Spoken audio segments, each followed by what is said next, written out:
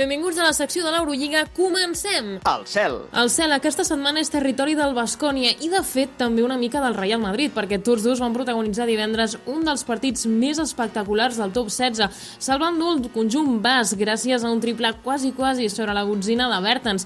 27 triples, atenció, van anotar entre tots dos equips en un partit d'infart. El Baskonia, que va arrencar el partit sabent, a més, que ja tenia la classificació a la butxaca, ara té garantit el factor pista i lluitarà per ser primer de grup. L'infern. L'infern és per l'Olympiakos. Una derrota del conjunt grec contra el Khimki a Rússia podia passar, però el que pocs ens podíem esperar és que l'Olympiakos desaparegués absolutament del partit i perdés per, atenció, 32 punts de diferència. Ara només un miracle podria fer entrar els Desferopoulos a quarts de final i, d'altra banda, atenció al Khimki, que sembla haver fet un pas endavant en defensa. Caldrà, però, confirmar-ho al Palacio de los Deportes. La campanada. Doncs la campanada es va viure a Sèrbia, concretament al Combank Arena. L'Estrella Roja tenia l'oportunitat de fer història i classificar-se per primer cop per uns quarts de final davant 20.000 espectadors.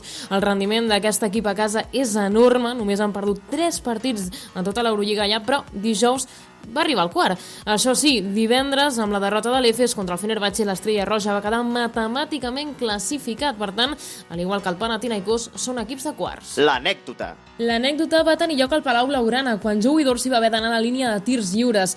Va passar allò que ningú no s'esperava. Va anotar tots dos tirs lliures. Ho expliquem en to còmic, perquè així també ho va viure el Palau Blaugrana, que a poca broma va celebrar l'encert del pivot més o menys com la cistella de Justin Dolman contra el CSKA. Dit això, partidàs de Joey Dorsey i partit també molt seriós del Barça-Lassa, que va superar el Bros Baskets i ara es troba a una sola passa molt a prop de la classificació. El purgatori. I el purgatori és pel Real Madrid, que després de tornar a somriure amb la derrota de l'Olympiakos, ara han tornat a perdre la possibilitat de dependre de si mateixos. Expliquem.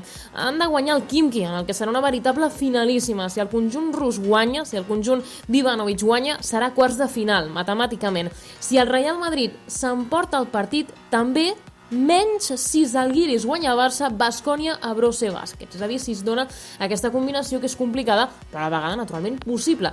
En aquest cas passaria al conjunt grec. Podreu trobar tota la informació de la jornada, com sempre, al nostre web 24segons.cat. Soc en Edi Vidal, la veu de l'Eurolliga, i escolto 24segons.cat. I feel devotion.